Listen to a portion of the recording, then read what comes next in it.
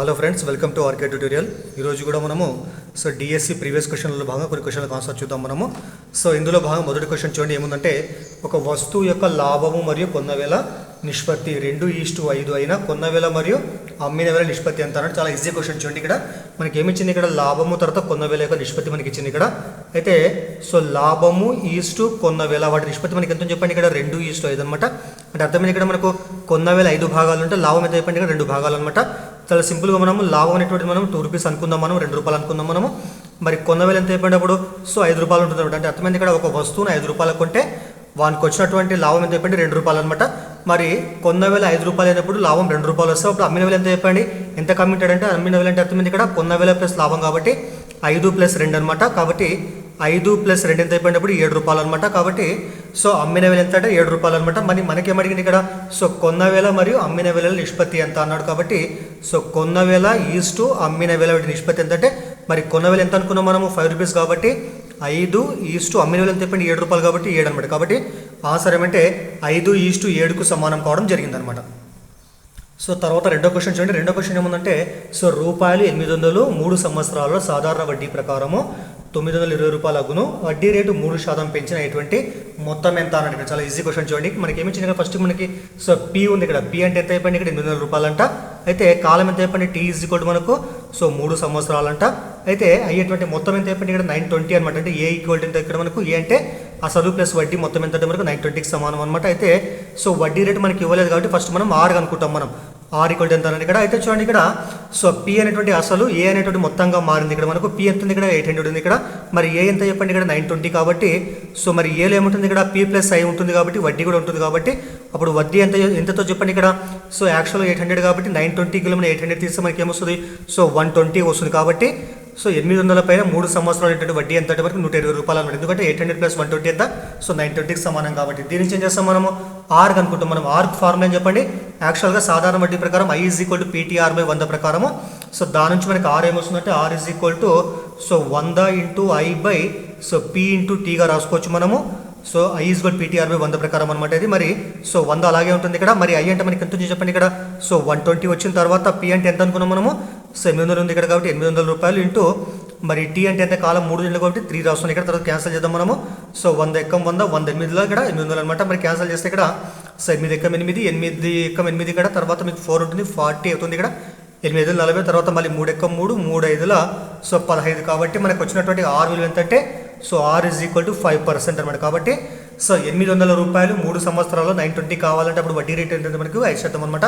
కానీ క్వశ్చన్ ఏమని చెప్పండి ఇక్కడ, వడ్డీ రేటు 3% పెంచిన ఎటువంటి మొత్తం ఎంత అన్నది ఇక్కడ. అంటే అదే కాలానికి అనమాట. ఇప్పుడు ఏం చేస్తాం మనం, కొత్త వడ్డీ రేటు ఆర్ ఏమైతే చెప్పండి.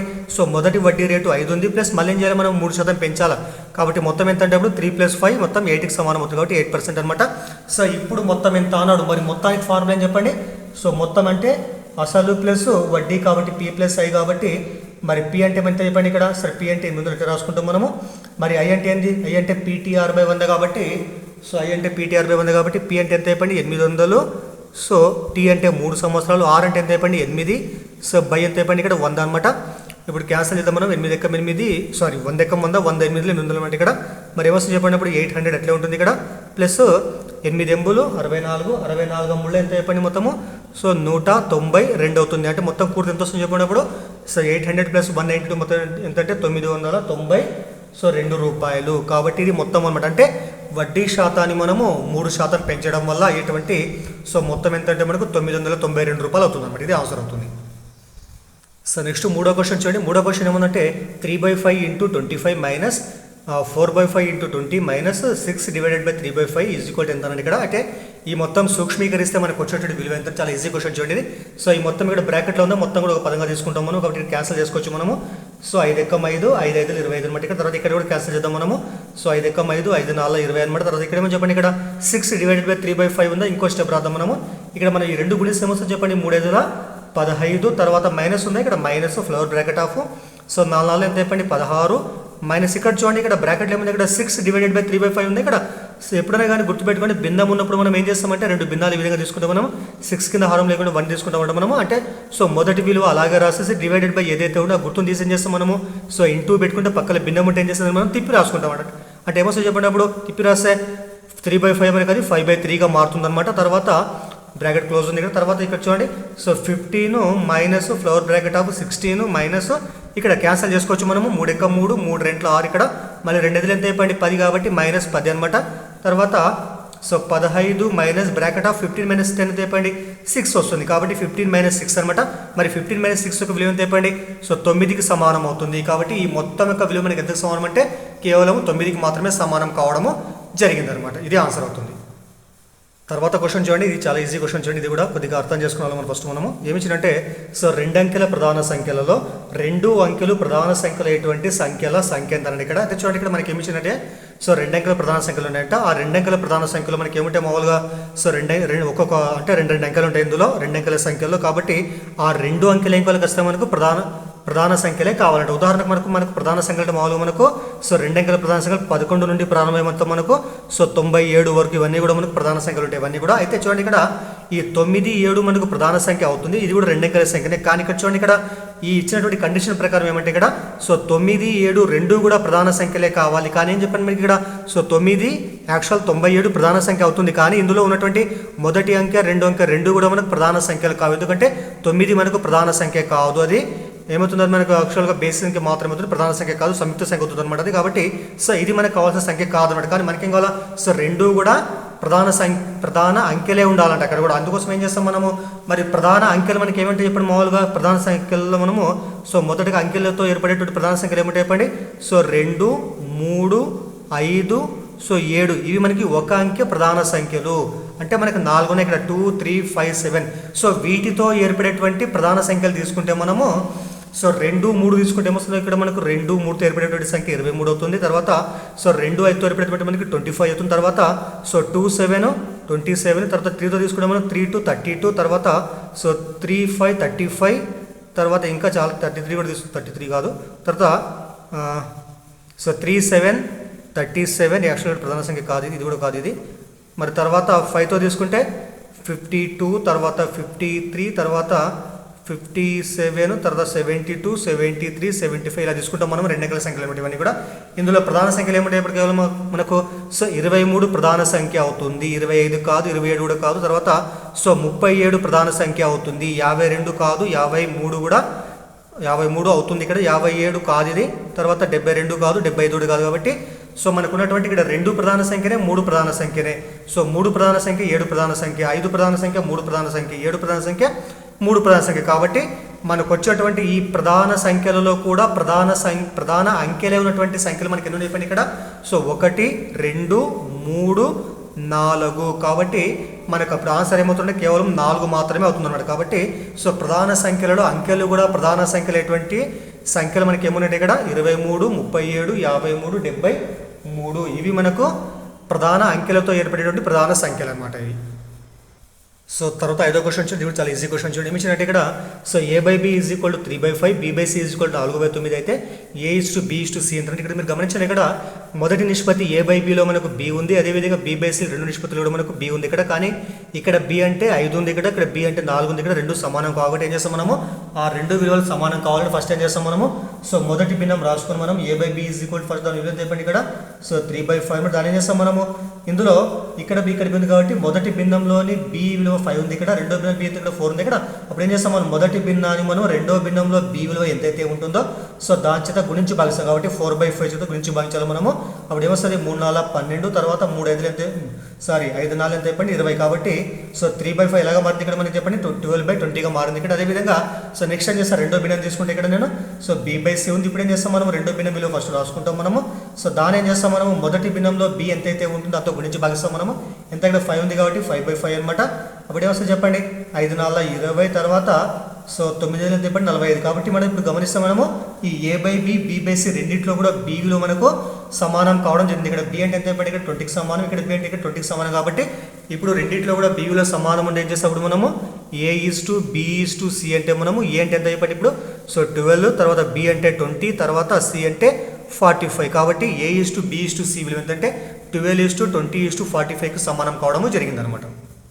తర్వాత 6వ క్వశ్చన్ చూడండి, ఇది కూడా ఈజీ క్వశ్చన్ చూడండి. ఏమిచ్చినట్టు ఇక్కడ ఒక సంఖ్యను 20% పెంచి మరియు 20% తగ్గించిన ఆ సంఖ్యలో పెరుగుదల లేదా తరుగుదల శాతం ఎంత అన్నాడు. ఫస్ట్ ఏమనుకుంటాం మనము, సో ఒక సంఖ్య అంటే మనకు తెలియకుండా ఏం చేస్తాం, ఫస్ట్ దాన్ని మనం 100 అనుకుంటాం. మనము మనకు కావాల్సిన సంఖ్య 100 అనుకుందాం మనం, అంటే ఫస్ట్ మన దగ్గర 100 రూపాయలు అనుకుందాం మనము. అయితే నెక్స్ట్ ఏం చెప్పండి, ఇక్కడ ఆ సంఖ్యను 20% పెంచినారంట. మరి 100లో 20% పెంచినప్పుడు ఏమైతే చెప్పండి, సో 100 + 20 కాబట్టి మొత్తం మనకు అప్పుడు 120గా మారుతుంది అంటే అర్థమైంది ఇక్కడ. సో 100ను మనం 20% పెంచితే మనకు వచ్చేటువంటి విలువ ఏంటంటే 120 విలువ అనమాట. నెక్స్ట్ మళ్ళీ ఏమంటే ఇక్కడ పెంచిన తర్వాత మళ్ళీ ఏం చేసిన తర్వాత చెప్పండి, ఈ పెరిగిన విలువ ఏదైతే ఉంటుందో దీన్ని చేసిన తర్వాత 20% తగ్గించిందంట. మరి 120లో 20% ఎంత ఫస్ట్ కనుక్కుందాం మనం. 120 ఇంటూ సో 20% అంటే ఏం చేస్తాం మనము, సో 120 ఇంటూ సో 20/100 రాసుకుంటాం. తర్వాత ఇక్కడ ఈ 0 క్యాన్సల్. ఇప్పుడు 12 2 ఎంత అయిపోయింది 24 అనమాట. అంటే అర్థమైంది ఇక్కడ. సో 120లో 20% అయిపోయింది 24 అనమాట. నెక్స్ట్ ఏం చేస్తాము, 24 అనేటువంటి తగ్గింది. ఎందుకు వస్తే మనకు 20% తగ్గింది కాబట్టి ఏం చేయాలి మనము, సో 120కి వెళ్ళి మనము 24 తీసేస్తాం. మనకు వచ్చేది ఏంటంటే ఇప్పుడు సో 96 అనమాట. కాబట్టి సో 100ను మనం 20% పెంచితే మనకు వచ్చేది ఏంటంటే 120 అనమాట. 120లో 20% తగ్గిస్తే మనకు వచ్చేది ఏంటంటే 96 అనమాట. కాబట్టి సో మొత్తం మీద మనకు 100 నుంచి ఎంతకు తగ్గింది చెప్పండి, అది సో 96కు తగ్గింది. కాబట్టి తగ్గినటువంటి శాతం ఎంతంటే మనకు 4%. 100 - 96 ఎంత చెప్పండి, 100 - 96 అంటే మనకు సో 4. కాబట్టి మనం తీసుకున్నటువంటి కూడా 100 అంటే మనకి శాతం ప్రకారం తీసుకుంటాం. కాబట్టి మనకు తగ్గుదల శాతం ఎంతంటే 4% అనమాట. ఇది ఆన్సర్ అవుతుంది. తర్వాత 7th క్వశ్చన్ చూడండి. ఇది కూడా మనకు ఇంపార్టెంట్ క్వశ్చన్ చూడండి. ఇది కూడా మనకి 8th క్లాస్లో ఉన్న క్వశ్చన్ అనమాట. ఇది క్వశ్చన్ ఏమందంటే 6412 పరిపూర్ణ వర్గ సంఖ్య గుట్టకు కలపవలసినటువంటి కనిష్ట సంఖ్య ఏదన్నట్టు. ఫస్ట్ ఏం చేద్దాం మనము, 6412 యొక్క ఫస్ట్ వర్గమూలాన్ని కనుక్కుందాం మనము. సో వర్గమూలం భాగాహార పద్ధతి కనుక్కుందాం మనము. సో 2 అంకెలపైన బార్ ఇక్కడ మళ్ళీ 64 ఉంది. దీనికి మనకు సో వర్గమూలం ఎంత 8 కాబట్టి సో 8 × 64 అనమాట. మీకు శేషం ఎంత 0 ఉంటుంది ఇక్కడ. తర్వాత ఏం చేస్తాము, సో 8కి 8 గుర్తాము, అప్పుడు ఎంత వస్తుంది 16 వస్తుంది అనమాట. తర్వాత ఈ 0 తీసేస్తే 0 రాయిపోయినాయి కదా ఇక్కడ. ఈ 12 దించుకుంటాం. నెక్స్ట్ బార్ 12 దించుకుని ఇక్కడ. తర్వాత చూడండి ఇక్కడ, సో మరి 16 పక్కల మనకు 16 పక్కల మనం ఎంతైతే రాస్తామో దాంతోనే గుణిస్తే మనకు వచ్చేటువంటి విలువ దీని నుంచి మనము తీసేస్తాం అనమాట. ఫర్ ఎగ్జాంపుల్ మనము సో 16 పక్కల 0 రాష్ట్రం అనుకోండి. ఇప్పుడు దేంతో గుణించాలి, 0తో గుణించాలి. కాబట్టి 160 × 0 మనకి ఏమొస్తుంది, 0 వస్తుంది. అంటే అర్థమైంది ఇక్కడ మనకు శేషము 0, శేషం మనకు 12 మిగులుతుంది ఇక్కడ మనకి. అంటే అర్థమైంది ఇక్కడ 6412 నుంచి మనము 12 తీసేస్తే మనకు వచ్చే విలువ ఏమవుతుంది అంటే ఇప్పుడు మనకు 6412 - 12 చేస్తే మనకు వచ్చేదంటే 6400 అనమాట. అంటే సో ఇది పరిపూర్ణ వర్గ సంఖ్య అవుతుంది. అంటే అర్థమైంది ఇప్పుడు 6400 యొక్క వర్గమూలం ఎంత 8కి సమానం అన్నాడు. కానీ మనకేమిచ్చింది ఇక్కడ, సో మనం తీసేయకుండా ఏం చేయాలంటే మనం కలపాలంటే ఏం చేస్తాం మనం ఇక్కడ మనము దీనికంటే తక్కువ విలువ కాకుండా మనము ఎక్కువ విలువను తీసుకుంటే మనకు అప్పుడు ఆ విలువ వస్తుంది అనమాట. ఇప్పుడు చూద్దాం మనం 6412 తర్వాత దీన్ని మనము మళ్ళీ ఇంత మూలకనే సో 8 ఎంబులు ఎంత చెప్పండి 64 అనమాట. తర్వాత మనకు వచ్చే శేషం 0 ఇక్కడ. తర్వాత 8కి 8 కలపాలి. అప్పుడు మనకి ఎంత వస్తుంది ఇక్కడ 16 వస్తుంది ఇక్కడ. తర్వాత ఈ 12 దించుకుంటే మనకి ఎంత చెప్పండి ఇక్కడ 12 వచ్చింది ఇక్కడ. అయితే మనకి ఏం చేయాలి ఇక్కడ మనము, సో దీనికంటే తక్కువ విలువ కాకుండా మనం దాని తర్వాత వచ్చేటువంటి పెద్ద విలువను తీసుకుంటే మనము ఫర్ ఎగ్జాంపుల్ ఏం చేయాలి, మనం 16 పక్కల 0 రాయకుండా 16 పక్కల 1 రాస్తే ఇప్పుడు ఏం చేస్తాం మనం 1తో గుణిస్తాం. కాబట్టి 161 × 1 ఎంత 161 వస్తుంది. అప్పుడు మనకి ఏమవుతుందంటే ఇది సో దించిపోకుండా మైనస్ చేస్తాం. కాబట్టి 161 - 12 ఎంత అయిపోయినప్పుడు 149 వస్తుంది. కాబట్టి -149 వస్తుంది అనమాట. అంటే అర్థమైంది ఇక్కడ.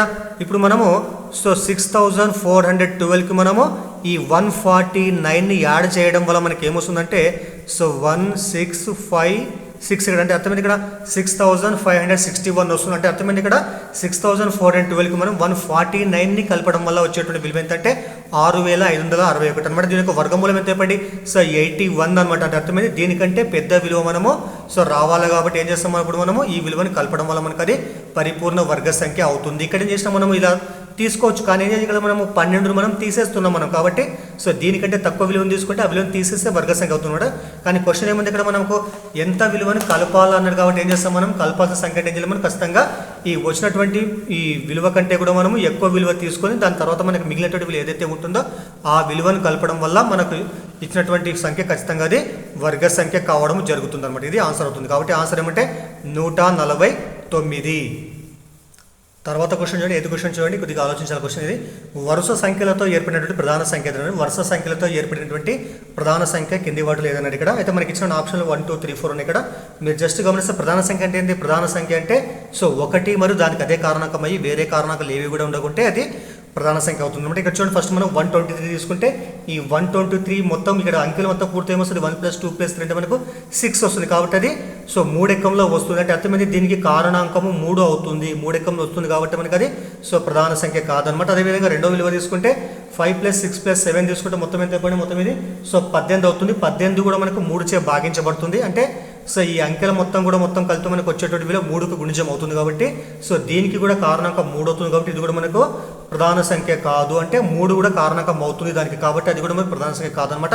అదేవిధంగా 6, 7, 8, 9 తీసుకుంటే ఇవన్నీ కూడడం వల్ల మనకు వచ్చేది ఏంటంటే 30 వస్తుంది అనమాట. ఇవన్నీ కొలితే మనము 6 + 7 + 8 + 9 సో ఇది కూడా ఈ అంటే అర్థమైంది ఇక్కడ వీటి అంకెల మొత్తం మనకు 3కు గుణిజం అయింది కాబట్టి ఇది కూడా మనకు 3 చేత భాగించబడుతుంది అంటే అర్థమైంది సో దీనికి కూడా కారణాంకం 3 అవుతుంది కాబట్టి సో V1 మరి దానికి అదే కారణాంకంతో పాటు వేరే కారణాంకాలు ఉన్నాయి కాబట్టి ఇది కూడా మనకు అది ప్రధాన సంఖ్య కాదనమాట. కానీ ఈ 3 పోగా మిగిలినటువంటి విలువ ఏదైతే ఉంటుందో 4, 5, 6, 7 మనకి ఇది వీటికి సో ఇంకా 3 పోగా మిగతా ఏమంటే ఆటోమేటిక్ మనకి అది ప్రధాన సంఖ్య కావడం జరుగుతుంది. దీనికి 3 చే భాగించబడుతుంది కాబట్టి లేదే సో వేరే ప్రకారం మనం చూసినప్పటికీ ఇది మాత్రం మనకు ప్రధాన సంఖ్య కావడం జరుగుతుంది అనమాట. కాబట్టి మిగతా 3 కాక ఇది మాత్రం 4, 5, 6, 7 అనేటువంటి మనకు ప్రధాన సంఖ్య కావడము జరుగుతుంది అనమాట. ఇక్కడ 3 పోయినాయి కాబట్టి 4வது ఆటోమేటిక్గా మనకి ఏమవుతుంది అది సో ప్రధాన సంఖ్య కావడం జరుగుతుంది అనమాట.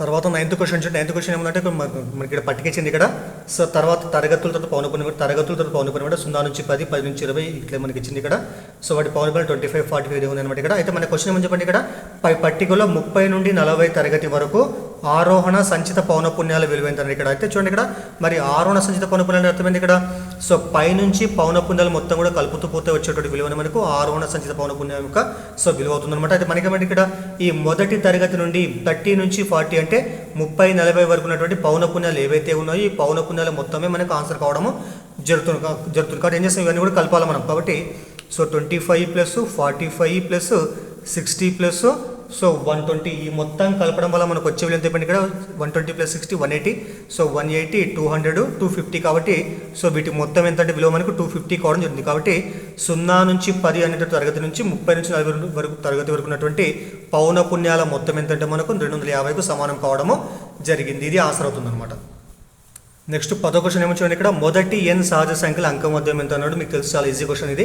మరి అంకమధ్యం ఫార్ములా x బార్ = రాశుల మొత్తం బై రాశుల సంఖ్య కాబట్టి మరి మొదటి n సహజ సంఖ్యల మొత్తం ఏమొస్తుందో చెప్పండి ఫార్ములా మీకు తెలుసు ఆల్రెడీ సో n × n + 1/2 అనమాట. ఇది మనకు సో మొదటి n సహజ సంఖ్యల మొత్తం అనమాట. మరి మొదటి n సహజ సంఖ్యల అర్థమైంది వాటి సంఖ్య కూడా మనకు nకి సమానం కాబట్టి x బార్ = రాశుల మొత్తం బై రాశుల సంఖ్య అంటే n తీసుకుంటాము. నెక్స్ట్ ఏం చేస్తాం మనం ఈ n క్యాన్సిల్ చేస్తాము అప్పుడు మనకు వచ్చేది అంటే x బార్ = సో n + 1/2 అనమాట. కాబట్టి సో మొదటి n సహజ సంఖ్యల యొక్క అంక మధ్యమము లేదా సరాసరి లేదా సగటు ఎంతంటే n + 1/2కు సమానం కావడం జరిగిందనమాట.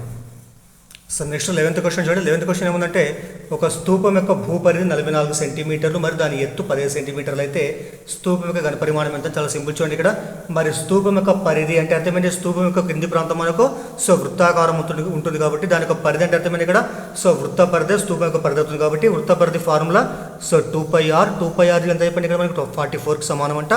ఇప్పుడు చూద్దాం ఇక్కడ మనం విలువ ప్రతిక్షేపిస్తాం మనం 2 ఇంటూ సో పై అంటే 22/7 ఇంటూ ఆర్ కనుక్కున్నాను అట్లా రాద్దాం మనము ఇంటూ చెప్పండి ఇక్కడ 44 ఇక్కడ చూడండి 2, 22 22 ఇంట్లో 44 కాబట్టి సో 44 ఎక్కం 44 క్యాన్సిల్ ఇక్కడ మనకి ఏముంది ఇప్పుడు 6 ఉంది కాబట్టి సో ఆర్ = ఎంత 7 ఇంటూ అక్కడ పోతే 1 ఉంటుంది ఇక్కడ 44 1 కాబట్టి 7 × 1 చెప్పండి 7 వస్తుంది ఇక్కడ కాబట్టి స్తూపం యొక్క మనకు వ్యాసార్థం అయితే 7 సెంటీమీటర్లకు సమానం కావడం జరిగింది. అదేవిధంగా సో ఎత్తు ఎంత అయిపోయింది ఇక్కడ 15 సెంటీమీటర్ల హెచ్ కూడా మనకు 15 సెంటీమీటర్లు ఇవ్వడం జరిగింది ఇక్కడ. అయితే మనకేమంటే ఇక్కడ స్తూపం యొక్క ఘనపరిమాణం ఎంత అన్నాడు మరి స్తూప ఘనపరిమాణం ఫార్ములా సో πr²h మరి పై అంటే ఎంత సో 22/7 ఇంటూ ఆర్ అంటే మనకి ఎంత వచ్చింది ఇక్కడ 7 కాబట్టి ఇక్కడ r² అంటే అర్థమైంది 7 × 7 రాస్తున్నా ఇంటూ హెచ్ అంటే ఎంత 15 అనమాట ఇక్కడ రాస్తున్నా ఇక్కడ తర్వాత క్యాన్సిల్ చేస్తే సో 7 క్యాన్సిల్ తర్వాత మనకి ఏముందండి ఇక్కడ సో 22 × 7 × 15 ఉంది ఇక్కడ ఈ మొత్తం గుణిస్తే మనకు వచ్చేటువంటి విలువ ఎంతంటే 22 × 7 × 15 మొత్తం ఎంతంటే సో 2310 ఇక్కడ ఏంది ఇక్కడ మనం దీనికి ఘన పరిమాణం కాబట్టి ఏం రాసినప్పుడు మనము ఘనపు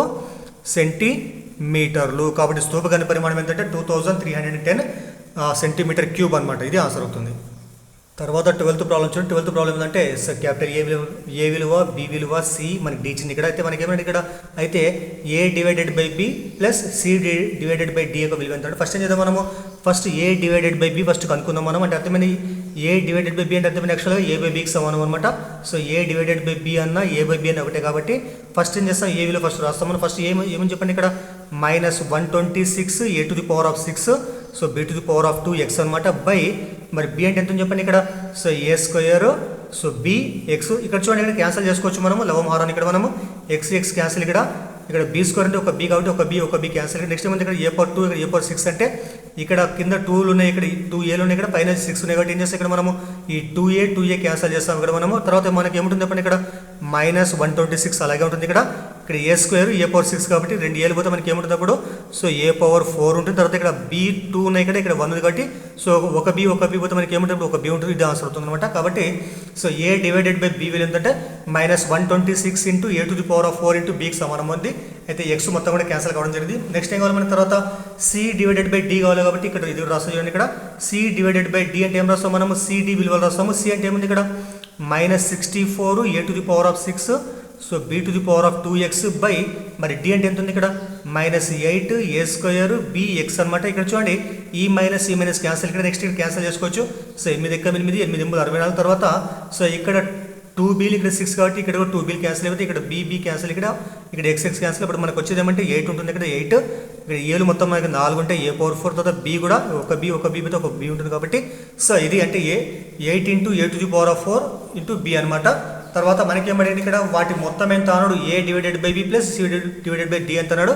ఆ రెండు అంటే ఈ రెండు కూడదాం మనము. కూడినప్పుడు మనకి ఏమొస్తుంది ఇక్కడ రాదున్నా డైరెక్ట్ రాస్తాం లేకుంటే ఇక్కడ ఈ రెండు కలపాలి కాబట్టి -126 a to the power of 4b plus c divided by d యొక్క విలువ ఎంత ఇది కాబట్టి plus so 8 a to the power of 4b రెండు కూడా సజాతి పదాలు కాబట్టి ఏం చేస్తాం ఇప్పుడు మనము ఈ యొక్క గుణకాలు తీసేస్తాం మనము. -126 ప్లస్ 8 ఎంత అయిపోయింది తీసేసి ఏమొస్తుంది అప్పుడు మనకు so -118 so a to the power of 4b కాబట్టి so answer a divided by b so plus c divided by d యొక్క విలువ ఏంటంటే మనకు -118 a to the power of 4bకి సమానం కావడము జరిగిందనమాట. తర్వాత 13వ క్వశ్చన్ చూడండి. 13వ క్వశ్చన్ ఏముందంటే ఒక దీర్ఘ చతురస్రాకార పార్కు పొడవు దాని వెడల్పు కంటే 17 మీటర్లు ఎక్కువ, పార్కు చుట్టుకొలత 178 మీటర్లు అయినా పార్కు యొక్క వైశాల్యం ఎంత అంటే మనకి ఇచ్చిన కండిషన్ ప్రకారం ఏంటంటే ఇక్కడ సో పార్క్ యొక్క పొడవు దాని వెడల్పు కంటే 17 మీటర్లు ఎక్కువ ఉంది కాబట్టి ఫస్ట్ మనము వెడల్పు b = మనము సో x అనుకుంటే అప్పుడు l ఎంత అవుతుందో చెప్పండి. సో b కంటే 17 ఎక్కువ కాబట్టి x ప్లస్ 17 కావడం జరుగుతుంది అనమాట. అయితే మనకేమిచ్చింది ఇక్కడ పార్కు చుట్టుకొలత 178 మీటర్లు అంట. చుట్టుకొలత ఫార్ములా ఏం చెప్పండి, పార్క్ మనకి ఏ ఆకారం ఉంది దీర్ఘ చతురస్రాకారం కాబట్టి దీర్ఘ చుట్టుకొలత formula 2 into so l plus b 2 into పొడవు ప్లస్ వెడల్పు మొత్తం ఎంత సమానం ఇది సో 178కి సమానం అవుతుంది. సరే ఇక్కడ క్యాన్సిల్ చేద్దాం మనం 2 × 2 సో 2 × 16 తర్వాత 1 7 2 9 ఇక్కడ 89 ఉంటుంది అనమాట. ఇక్కడ మరి l అంటే ఎంత అయిపోయింది ఇక్కడ x ప్లస్ 17 కాబట్టి x ప్లస్ 17 ప్లస్ b అంటే ఎంత x ఈ మొత్తం ఎంత అయిపోయింది 89కి సమానం అవుతుంది అనమాట. అప్పుడు x ప్లస్ x ఎంత 2x = 89 17 ఎక్కడ పోతే -17 కాబట్టి -17 ఇక్కడ తర్వాత తీసేసి ఏమొస్తుందో చెప్పండి. సో తీసేసి ఎంత అంటే ఇక్కడ 89 - 17 సో 272 మొత్తం 72 వచ్చింది. దీని నుంచి మనకి x ఏమొస్తుందో చెప్పండి x = 72/2 అనమాట. క్యాన్సిల్ చేస్తే 2 × 2 = 6 కాబట్టి సో 36 కాబట్టి x అంటే ఎంత ఇక్కడ 36 సో 36 అంటే ఏం చెప్పండి ఇక్కడ పార్క్ యొక్క వెడల్పు b = x కాబట్టి x ఎంత మనకి ఇక్కడ 36కి సమానం అనమాట. అదేవిధంగా మరి l అంటే ఎంత 17 ఎక్కువ ఉంది కాబట్టి 36 + 17 అంటే ఏమైతే చెప్పండి అప్పుడు అది 53 అవుతుంది అనమాట. ఇక్కడ అంటే l = ఎంత 53 అనమాట. అయితే మనకేమడిగింది ఇక్కడ సో పార్క్ యొక్క వైశాల్యం ఎంత అన్నాడు. మరి పార్క్ మనకి ఏ ఆకారం ఉంది దీర్ఘచతురస్రాకారం కాబట్టి మరి దీర్ఘచతురస్ర వైశాల్యం ఫార్ములా l × b మరి l అంటే ఎంత 53 సో 53 ఇంటూ వెడల్పు ఎంత ఇక్కడ 36 కాబట్టి 36 ఇక్కడ ఈ రెండు గుణిస్తే మనకు వచ్చేటువంటి విలువ ఎంత అంటే 1908 స్క్వేర్ మీటర్లకు సమానం కావడం జరుగుతుంది. అంటే అర్థమైంది ఇక్కడ సో దీర్ఘచతురస్ర పార్క్ యొక్క వైశాల్యము 1908 చదరపు మీటర్లకు సమానం కావడం జరిగిందనమాట. సో నెక్స్ట్ 14వ క్వశ్చన్ చూడండి. 14వ క్వశ్చన్ ఏమందంటే ABCD రాంబస్ యొక్క కర్ణాలు AC మరియు BDలు అంట. AD = 10 సెంటీమీటర్లు మరియు AC = 12 సెంటీమీటర్లు అయితే మరో కర్ణము BD యొక్క పొడవు ఎంత. ఇక్కడ ఫస్ట్ మనం పటం గీద్దాం మనము. సో రాంబస్ అంటే మీకు తెలుసు రాంబస్ యొక్క ధర్మాలు ఖచ్చితంగా తెలియాలి మనకి. మరి రాంబస్ యొక్క ధర్మాలు ఏం చెప్పండి, రాంబస్లో అన్ని భుజాలు కూడా సమానం ఉంటాయి. ఇక్కడ మనము A so B C D rhombus తీసుకుంటే మనము సో రాంబస్లో అన్ని భుజాలు సమానం ఉంటాయి. తర్వాత ఆపోజిట్ యాంగిల్స్ ఈక్వల్ ఉంటాయి. అంటే A వద్ద కోణము C వద్ద కోణానికి సమానము, B వద్ద కోణము సో D వద్ద కోణానికి సమానం అనమాట. అదేవిధంగా సో ఇక్కడ కర్ణాలు ఏవైతే ఉంటాయో ఇక్కడ ఏం చెప్పండి ఇక్కడ AC ఒక కర్ణం అదేవిధంగా BD కూడా మరొక కర్ణం అనమాట. గుర్తుపెట్టుకోండి, రాంబస్లో కర్ణాలు ఖచ్చితంగా ఏం చేసుకుంటాయి? సో లంబ సమద్విఖండన చేసుకుంటాయి. సో లంబ సమద్విఖండన అంటే అర్థమైంది ఇక్కడ. సో కర్ణాలు పరస్పరం లంబంగా ఉంటాయి. ఇక్కడ ఏర్పడే కోణం ప్రతిదంతా ఇక్కడ సో 90 డిగ్రీలు, 90 90 90 అనమాట. అదేవిధంగా సో ఇక్కడ మనం బిందువు మనం ఓ తీసుకుంటే, మనం ఖండన బిందువు ఓ తీసుకుంటే మనము ఏ నుంచి ఓకి ఎంతైతే ఉంటుందో ఓ నుంచి సి అంతే ఉంటుంది. అదేవిధంగా సో డి నుంచి ఓ ఎంతైతే ఉంటుందో ఓ నుంచి బి కూడా అంతే ఉంటుంది. అంటే అర్థమైంది ఇక్కడ. సో కర్ణాలు పరస్పరం అవి రెండు సమాన భాగాలు విభజించబడతాయి అనమాట. అయితే చూడండి ఇక్కడ ఏర్పడే కూడా లంబకోణం కాబట్టి అప్పుడు ఏమంటారు? త్రిభుజము ఏడిఓ తీసుకుంటాం. త్రిభుజం ఏడిఓ తీసుకుంటే ఇది ఒక లంబకోణ త్రిభుజం అవుతుంది. ఇక్కడ అన్ని లంబకోణ త్రిభుజాలు అవుతాయి, అన్నీ కూడా ఖచ్చితంగా సమానంగా ఉంటాయి అనమాట. సో ఇదన్నమాట. కానీ లెక్క ప్రకారం మనకి విషయం చెప్పండి ఇక్కడ. సో ఏడి యొక్క పొడవు ఎంత? 10 సెంటీమీటర్లు అంటే కాబట్టి ఏడి అంటే మనకి ఎంత ఇక్కడ 10 సెంటీమీటర్. అదేవిధంగా సో ఏసీ అంటే అర్థమైంది ఏ నుంచి సి అంటే ఈ మొత్తం కర్ణం అనమాట. ఈ మొత్తం కర్ణం పొడవు మనకి ఎంత ఇచ్చిన ఇక్కడ 12 సెంటీమీటర్లు అంట. కానీ మనకేం కావాలి? మనకి సో ఏ నుంచి ఓ తీసుకుంటే ఎందుకోసం అంటే మనం ఇక్కడ త్రిభుజం తీసుకుంటే మనం మొత్తం పొడవు యాక్చువల్గా 12 అనమాట.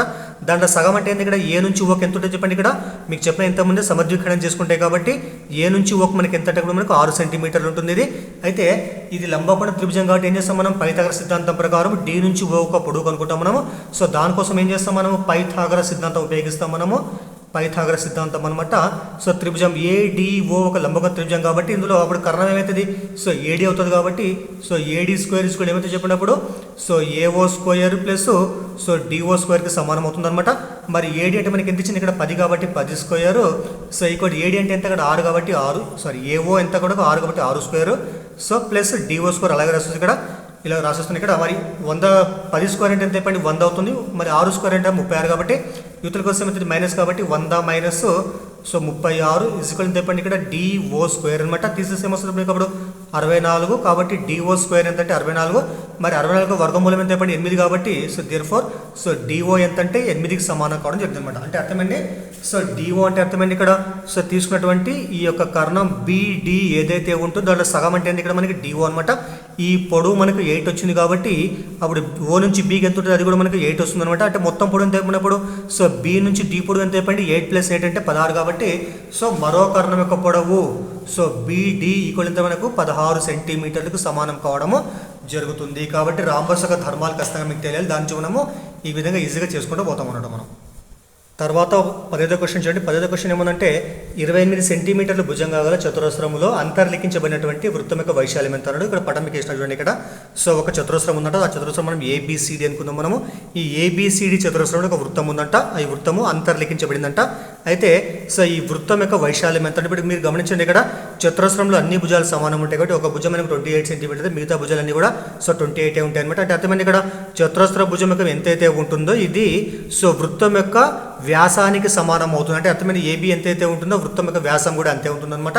మరి ఇప్పుడు మనకు వృత్త వ్యాసం అంటే దేంతో సూచిస్తాం? మనం డితో సూచిస్తాం కాబట్టి డి కూడా మనకు సో 28 సెంటీమీటర్లకు సమానం కావడం జరుగుతుంది అనమాట. మరి వృత్తం యొక్క వ్యాసార్థం ఫార్ములా, వృత్తం యొక్క వ్యాసార్థం అంటే ఏంది? సో వ్యాసంలో సగం కాబట్టి 6 కూడా మనకి ఎంత? 28లో సగం అంటే ఎంత చెప్పండి? సో 14 సెంటీమీటర్లు కాబట్టి సో వృత్తం యొక్క వ్యాసార్థం మనకు 14 సెంటీమీటర్లు అవుతుంది. మరి వృత్త వ్యాసార్థం 14 సెంటీమీటర్లు మనకి ఇంకా వృత్త వైశాల్యం కావాలంటే సో వృత్త వైశాల్యం πr² అవుతుంది. π అంటే ఎంత? సో 22/7 ఇంటూ r² అంటే ఎంత? 14 × 14 కాబట్టి సో 14 × 14 రాస్తుంది. ఇక్కడ తర్వాత క్యాన్సల్ చేస్తే మనము సో 7 ఎక్కము 7 2 14 అప్పుడు మనకు వచ్చేది అంటే 2 × 22 44. సో 44 × 14 అనమాట. ఈ మొత్తం గుణిస్తే మనకు వచ్చేటువంటి విలువ ఏంటంటే సో 616 చదరపు సెంటీమీటర్లు. కాబట్టి ఇది మనకు ఆన్సర్ కావడం జరుగుతుంది అనమాట. తర్వాత 16వ క్వశ్చన్ చూడండి. 16వ క్వశ్చన్ ఏముందంటే సో p⁴ - 256 యొక్క కారణాంకం ఏదైనా ఇక్కడ p⁴ - 256 యొక్క కారణాంకం అని ఇక్కడ. అయితే దీన్ని చేస్తాం మనకు తెలుసు ఆల్రెడీ. సో వీటి కారణాంకాలు చేద్దాం మనము. దీన్ని దేని ప్రకారం చేస్తామంటే మనం a² - b² సూత్రం ప్రకారం చేస్తాం. మీకు తెలుసు సూత్రం ఏంటంటే a² - b² ఏమొస్తుందో చెప్పండి. So a + b × a - b అనమాట. దీని ప్రకారం దీన్ని మార్చుకుంటాం మనము. మరి ఇక్కడ మనం కంపేర్ చేసుకుంటే సో p⁴ ఏం రాస్తాను నేను? p² అని రాస్తాను. తర్వాత ఇక 256 ఏం చేస్తాను? 16 స్క్వేర్గా రాసుకుంటాను నేను. 16 స్క్వేర్ అంటే కూడా మనకు 256 సమానం అవుతుంది అనమాట. మరి దీన్ని కంపేర్ చేసుకుంటే ఏ అంటే ఎంత చెప్పండి? ఇక్కడ p² ఉంది. మరి b అంటే ఎంత చెప్పండి? ఇక్కడ 16 ఉంది కాబట్టి సో దీనిలాగా రాస్తే ఏమొస్తుంది అప్పుడు? p² + 16 ఇంటూ తర్వాత p² - 16 అనమాట. తర్వాత మళ్ళీ ఇక్కడ p² + 16 ఇంటూ ఇక్కడ p² ఈ 16 ఏం చేస్తాం? మళ్ళీ నేను 16 మళ్ళీ 4² రాసుకోవచ్చా? 4² రాసుకుంటా. ఇది కూడా మళ్ళీ సేమ్ దీనిలాగానే విడగొడతాం మనం. తర్వాత అప్పుడు ఏమొస్తుందంటే పీ స్క్వేర్ ప్లస్ 16 అలాగే ఉంటుంది ఇక్కడ. తర్వాత దీన్ని విడగొడితే ఏమొస్తుంది, ఏ అంటే పీ, బి అంటే 4 కాబట్టి ఏ ప్లస్ బి అంటే P plus 4, A plus B into A minus B అంటే ఏమొస్తుంది చెప్పండి, పీ మైనస్ 4 కాబట్టి so P to the power of 4 minus 256కి వచ్చేటువంటి కారణాలు ఏమనంటే మనకు ఇక్కడ 3 కారణాలు ఉన్నాయంటే P square plus 16 into P plus 4 into P minus 4 అనమాట. సో ఇవి మనకు 3 కారణాలు అవుతాయి, కానీ మనకు లెక్క ప్రకారము సో ఒకటే కారణం అడిగింది ఇక్కడ, అది అంటే ఈ 3 కూడా కారణాలు అవుతాయి అనమాట మన కారణాలు వాటివి. సో ఇందులో ఏదైనా కారణం మనకి ఏం అడిగినా సో దీని ప్రకారం మనం ఆన్సర్ రాస్తాం అనమాట. తర్వాత 17వ క్వశ్చన్ చేయండి. 17వ క్వశ్చన్ ఏముందంటే ఒక దీర్ఘఘనం యొక్క పొడవు, వెడల్పు, ఎత్తులు వరుసగా 22 సెంటీమీటర్లు, 10 సెంటీమీటర్లు, 8 సెంటీమీటర్లు అయినా సో దాని యొక్క సంపూర్ణతల వైశాల్యం ఎంత అన్నాడు. మీకు తెలుసు ఆల్రెడీ. సో దీర్ఘఘనం యొక్క సంపూర్ణతల వైశాల్యము ఇందులో సో పొడవు ఎంత అయిపోయింది ఇక్కడ 22 కాబట్టి L = 22 అనమాట. మరి వెడల్పు ఎంత అయిపోయింది ఇక్కడ B అంటే 10 సెంటీమీటర్లు, H ఎంత అయిపోయింది 8 సెంటీమీటర్లు అంట. మరి దీర్ఘఘన సంపూర్ణతల వైశాల్యము so 2 into LB plus BH plus HL, ఇది మనకు సూత్రం అనమాట, మీకు తెలుసు ఆల్రెడీ ఇది. So 2 into so L into B అంటే అర్థం ఇక్కడ 22 ఇంటూ సో B 22 పదుల సో 220 అవుతుంది ఇక్కడ 220 అనమాట. తర్వాత మిగతా గుణిస్తే B ఇంటూ H 10 ఇంటూ 8 ఎంత చెప్పండి 10 80 కాబట్టి 80 అవుతుంది ఇక్కడ. తర్వాత H ఇంటూ L, H అంటే 8 ఇంటూ సో L అంటే 22, 2 ఇంటూ 22 8 ఎంత చెప్పినప్పుడు 176 అవుతుంది కాబట్టి వీటి యొక్క విలువ డైరెక్ట్ రాసిన కానీ. తర్వాత సో 2 ఇంటూ ఈ మొత్తం కూడితే మనకు వచ్చే విలువ ఎంత చెప్పండి 476 వస్తుంది అనమాట. తర్వాత ఈ మొత్తం గుణిస్తే వచ్చే విలువ ఎంత 476 ఇంటూ 2 ఎంత వస్తుంది చెప్పండి, మొత్తం గుణిస్తే కూడా మనకు సో 952 కాబట్టి దీర్ఘఘనం యొక్క సంపూర్ణతల వైశాల్యం ఎంత అంటే 952 సో చదరపు సెంటీమీటర్లు కావడం జరుగుతుంది అనమాట. ఇది ఆన్సర్ అవుతుంది. నెక్స్ట్ 18వ క్వశ్చన్ అండి. 18వ క్వశ్చన్ ఏమందంటే 3x 2x ప్లస్ 7 మరియు 4x మైనస్ 16లు త్రిభుజం యొక్క కోణాలైన ఏ 2 కోణాల మొత్తమైన ఎంత అన్నాడు ఇక్కడ. అయితే చూడండి ఇక్కడ మనకు తెలుసు ఆల్రెడీ త్రిభుజంలోని 3 కోణాల మొత్తం ఎంత సమానం 180కి సమానం కాబట్టి మొత్తం 3 కొలదాం ఫస్ట్ మనము. So 3x plus so 2x plus 7 plus 4x minus 16 is equal to 180 తీసుకుంటాం మనము. తర్వాత సో 3x 2x 4x మొత్తం ఎంత అయిపోయింది 9x అవుతుంది. మరి 16 మైనస్ 7 ఎంత అయిపోయింది -9 ఈజ్ ఈక్వల్ టు 180. ఈ 9 ఎక్కడ పోతే ప్లస్ అవుతుంది కాబట్టి 9x is equal to so 180 plus 9 189 అవుతుంది. మరి క్యాన్సల్ చేస్తే 9 ఎక్కం 9 2 9 1 కాబట్టి సో x ఎంత అంటే 21 అనమాట. మరి x 21 అయితే కోణాలు ఏమైతే ఇప్పుడు ఫస్ట్ కోణం ఎంత 3x కాబట్టి సో 3 ఇంటూ x అయితే 21 ఇంటూ 3 ఎంత వస్తుంది అప్పుడప్పుడు 63 వస్తుంది అనమాట. మరి రెండో కోణం ఎంత చెప్పండి 2x ప్లస్ 7 కాబట్టి సో 2x ప్లస్ 7 అంటే ఎంత సో 21 ఇంటూ 2 42 ప్లస్ 7 ఎంత చెప్పండి 49 అవుతుంది. అదేవిధంగా సో మూడో కోణం ఎంత చెప్పండి 4x మైనస్ 16 అనమాట. 4x మైనస్ 16 ఇక్కడ కూడా 4x 21 ఇంటూ 4 ఎంత చెప్పండి 84 మైనస్ 16 ఎంత చెప్పండి 68 అవుతుంది. కాబట్టి మనకు వచ్చినటువంటి 3 కోణాలు ఏమన్నట్టు ఇక్కడ 63 49 68 అనమాట. అయితే ఇందులో ఏవైనా 2 కోణాలను కలపడం వల్ల వచ్చేటువంటి విలువ ఎంత కావాలి చెప్పండి, ఇచ్చినటువంటి ఆప్షన్ ఏదో ఒకటి కావాలంట. అయితే ఏం చేద్దాం మనం అన్ని కలపడం కంటే ఇక్కడ మనం చూద్దాం. ఇక్కడ మనము మరి 107కి ఎంత యాడ్ చేయడం వల్ల మనకు 180 వస్తుంది చెప్పండి. సో 73 యాడ్ చేయడం వల్ల 180 వస్తుంది అనమాట. తర్వాత దీనికి ఎంత కలపాలి మనము 63, దీనికి ఎంత చెప్పండి సో 52, దీనికి ఎంత 42 అనమాట. అంటే ఈ కలిపితే మనకు వచ్చేటువంటి కోణాలు ఏమైతే మనకు సో 180కి సమానం అవుతుంది అనమాట. కాబట్టి ఇచ్చినటువంటి ఆప్షన్లో మనకి ఏముంది ఇక్కడ మనకి ఇచ్చేటువంటి ఇక కలిపేటువంటి కోణాలు 63 ఉన్నాయి ఇక్కడ. కాబట్టి ఈ 63ని వదిలిపెట్టేస్తే మిగతా కోణాలు ఏవైతే ఉన్నాయో 49 68 ఉన్నాయో వాటి మొత్తం ఎంత వస్తుంది చెప్పండి ఇక్కడ మనకు 170కి సమానం అవుతుంది. కాబట్టి మనకి సెకండ్ ఆప్షన్ కరెక్ట్ ఆప్షన్ అవుతుంది అనమాట. సో నెక్స్ట్ 19వ క్వశ్చన్ చూడండి. 19వ క్వశ్చన్ ఏముందంటే so 2 to the power of 2x plus 2 to the power of x plus 2 minus 4 into 2 to the power of 3 is equal to 0. అయితే x క్యూబ్ యొక్క విలువ ఎంత అన్నాడు ఇక్కడ. అయితే ఇది మనకు కొద్దిగా ఆలోచించి చేయాలి మనం ఇది. సో దీని ఏం చేస్తే ఫస్ట్ మనం ఇచ్చినటువంటి విలువ మనము వర్గ సమీకరణంగా రాసుకుని తర్వాత చేసుకుంటూ పోతాం అన్నమాట మనము. అయితే ఇక్కడ చూడండి ఇక్కడ దీని ఏం రాస్తాను నేను 2 power 2x ఉంది, దాన్ని ఏం రాస్తాను నేను so 2 to the power of x whole స్క్వేర్గా రాసుకుంటాను నేను. ఎందుకంటే 2 power x ఇంటూ 2 ఎంత 2x వస్తుంది ఇక్కడ. దాని తర్వాత ఇక్కడ 2 power x ఏదైతే ఉంటుందో దీని ఏం చేస్తాను నేను ఇక్కడ సో 2 power x ఇంటూ అంటే ఇక్కడ మనకు a to the power of m plus n లాగా ఉంది. ఇక్కడ ఏం చేస్తాం మనము a to the power of m into a to the power of n అంటే 2 power సో 2గా విడివిడిగా రాసుకోవచ్చు. తర్వాత విడివిడిగా రాసుకోవచ్చు ఇక్కడ మనం. తర్వాత ఇక్కడ ఏముంది ఇక్కడ 4 ఇంటూ 2 power 8 అంటే ఏమొస్తుంది చెప్పండి సో 2 power 3 అంటే ఏమొస్తుంది 2 ఇంటూ 2 ఇంటూ 2 కాబట్టి 8 వస్తుంది ఇక్కడ ఈజ్ ఈక్వల్ టు 0 అనమాట. తర్వాత దీన్ని కొద్దిగా మళ్ళీ మార్చి రాస్తే 2 power x whole square plus 2 square అంటే చెప్పండి 4కి సమానం కాబట్టి దీన్ని మనము 4 ఇంటూ సో 2 power xగా రాసుకోవచ్చు. 4 ఇంటూ 2 power xగా రాసుకోవచ్చు.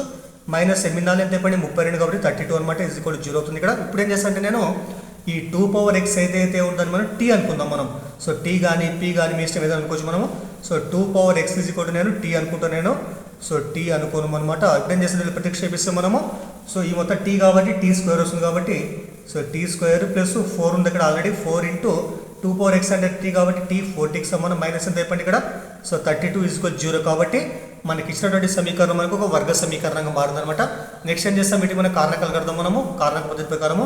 సో టీ పక్కన ఏమైనా 1 ఇంటూ 32 ఎంత అయిపోయింది 32 వస్తుంది కాబట్టి సో 32కి వచ్చేటువంటి కారణాంకాలు కలపడం తీసేయడం చేసిన తర్వాత మనకు మధ్యపదం రావాలి కాబట్టి అంటే ఇక్కడ యాక్చువల్గా మనం ax² + bx + c అనేటువంటి వర్గ బహుపది ప్రకారం చేస్తాం మనము వర్గ సమీకరణం. కానీ మరి ఏ అంటే ఏముంది ఇక్కడ 1 ఉంది, ఇక్కడ సి అంటే ఏముంది 32 కాబట్టి 1 ఇంటూ 32 అయితే ఇక్కడ 32 వస్తుంది. దానికి వచ్చేటువంటి కారణాంకాలు కలిపితే ఏం రావాలి మనకి 4 రావాలి కాబట్టి సో 32కి వచ్చే కారణాంకాలు ఏమొస్తాయి యాక్చువల్గా వేరే కారణాంకాలు వస్తాయి. కానీ మనకి ఎట్లా రావాలా 4 కావాలి చేస్తాం మనము 32కి మనం కారణాంకాలు. సో 8 ఇంటూ 4 తీసుకున్నాం 8 ఎంత పడి 32 కాబట్టి నెక్స్ట్ ఏం చేస్తాం మనము సో 8 నుంచి 4 తీసేస్తే మనకు 4 వస్తుంది కాబట్టి సో దీని ప్రకారం మధ్య విలువను రాద్దాం మనము. అప్పుడు ఏమొస్తుంది సో టీ స్క్వేర్ ప్లస్ 14 అప్పుడు ఏం రాస్తాను నేను 8t - 40గా రాసుకుంటా. So 8t - 4t. So next -32 = 0 అనమాట. నెక్స్ట్ ఏం చేస్తాం ఇక్కడ టీ కామన్ తీస్తే టీ కామన్ తీస్తే ఏముంటుంది లోపలప్పుడు సో t + 8 ఉంటుంది అనమాట. తర్వాత -4 సో ఇక్కడ -4 కామన్ తీస్తే లోపల ఏముంటుంది అప్పుడు t + 8 ఉంటుంది = 0 అనమాట. మరి t + 8 = 0 లేకపోతే t - 4 = 0 తీసుకుంటాం మనము దట్ = 0. తర్వాత ఇక్కడ t + 8 వదిలిపోతే ఏమైతే యాక్చువల్గా t + 8 = 0 అనుకుంటాం. తర్వాత సో t - 4 = 0 అనుకుంటాం. తర్వాత ఈ +8 వదిలిపోతే మైనస్ అవుతుంది కాబట్టి సో t - ఇక్కడ ఏమని చెప్పండి t -4 తర్వాత +4 కాబట్టి +4 ఎప్పుడైనా కానీ మనం విలువలో సో ధన విలువలు తీసుకుంటాం కాబట్టి మనకి t అంటే 4 తీసుకుందాం మనం యాక్చువల్గా. సో మరి t అంటే ఏమనుకున్నాం మనం 2 x కాబట్టి ఇక్కడ రాస్తా చూడండి. సో t = 4 కాబట్టి t అంటే ఏమనుకున్నాం 2 x కాబట్టి 2 x = 4 ఇక్కడ. సో దట్ ఇంప్లైస్ 2 x మరి 4 ఏం చేస్తాం మనం 2/2గా రాసుకుంటాం మనము.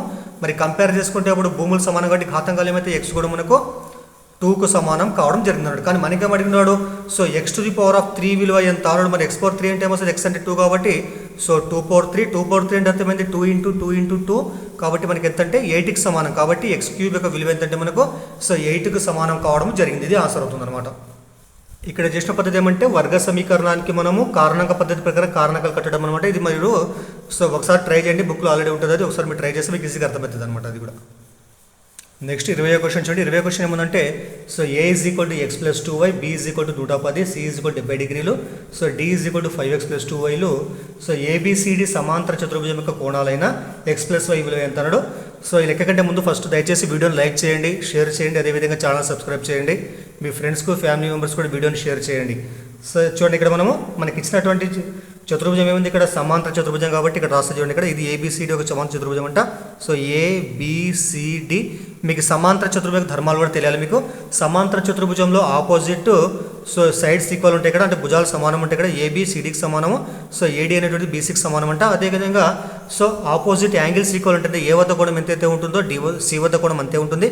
సో B వద్ద కోణం ఎంతైతే ఉంటుందో D వద్ద కోణం కూడా అంతే ఉంటుంది. కాబట్టి ఈ మనకి ఇచ్చింది కోణాల కాబట్టి కోణాల ప్రకారం చేస్తే మనము సో యాంగిల్ A యాంగిల్ Cకి సమానం కాబట్టి ఏం చేస్తాం ఇక్కడ మనము AC సమానం కాబట్టి సో ఏ అంటే ఏమని చెప్పండి ఇక్కడ x + సో 2y = ఎంత చెప్పండి అప్పుడు 70కి సమానం అవుతుంది అనమాట. అదేవిధంగా నెక్స్ట్ ఏమని చెప్పిన తర్వాత సో b యొక్క కోణం dకి సమానం కాబట్టి d అంటే మనకి రాష్ట్రం కాబట్టి ఫస్ట్ d రాస్తాను నేను. సో 5x + ఎంత చెప్పండి 2y = ఎంత చెప్పండి ఇక్కడ 110కి సమానం అవుతుంది. అయితే ఈ రెండు కండిషన్ అనమాట. నెక్స్ట్ ఏం చేస్తా అంటే సరే ఇక్కడ చూస్తే గమనిస్తే మనము ఇక్కడ y గుణకం 2 ఇక్కడ y గుణకం 2 ఉంది కాబట్టి ఏం చేస్తాం మనము సో దీని నుంచి దీన్ని తీసేద్దాం మనము అంటే దీని కింద రాసేద్దాం మనము. ఏముంది ఇక్కడ x + 2y నుంచి తీసేస్తే మనం = ఎంత చెప్పండి 70 కాబట్టి తీసేస్తే మైనస్ చేస్తే ఏమొస్తుంది వీటి గుర్తులు మారుతాయి కాబట్టి మైనస్ అప్పుడు 5x - 1x ఎంత చెప్పండి 4x వస్తుంది. ఇక్కడ +2y - 2y రెండు క్యాన్సిల్ అయిపోతాయి. అప్పుడు ఎంత చెప్పండి 110 - 70 అంటే 40 వస్తుంది. మరి 4x = 40 అయితే x ఎంత చెప్పండి 4 1 4 10 కాబట్టి సో x మనకి ఎంత వచ్చింది చెప్పండి సో 10 వచ్చింది ఇక్కడ. నెక్స్ట్ ఏం చేస్తా x = 10 దీనిలో ప్రతిక్షేపిద్దాం మనము. మరి x అంటే 10 కాబట్టి సో 10 + 2y = 70. మరి 2y = 10 ఎక్కడ పోతే మైనస్ అవుతుంది కాబట్టి 70 - 10 ఎంత 60 అవుతుంది ఇక్కడ. అప్పుడు y ఏమొస్తుంది చెప్పండి సో 2 × 2 30 కాబట్టి y = మనకు 30 వచ్చింది. సో y 30 వచ్చింది. కానీ మనకి ఏమడినాడు సో x + y విలువ ఎంత అన్నాడు కాబట్టి x అంటే ఎంత చెప్పండి X plus Y is equal to X అంటే 10, వై అంటే 30 కాబట్టి సో మొత్తం ఎంత అంటే మనకు 40కి సమానం కావడం జరుగుతుంది అనమాట. ఇవి సో డిఎస్సిలో వచ్చినటువంటి ప్రీవియస్ క్వశ్చన్స్ అనమాట. సో మిగతా డిఎస్సిలో వచ్చినటువంటి క్వశ్చన్కి ఇంకో వీడియోలు చెప్పుకుందాం మనము. సో అంతకంటే ముందు దయచేసి వీడియోని లైక్ చేయండి, షేర్ చేయండి, అదేవిధంగా ఛానల్ని కూడా సబ్స్క్రైబ్ చేయండి. Thank you.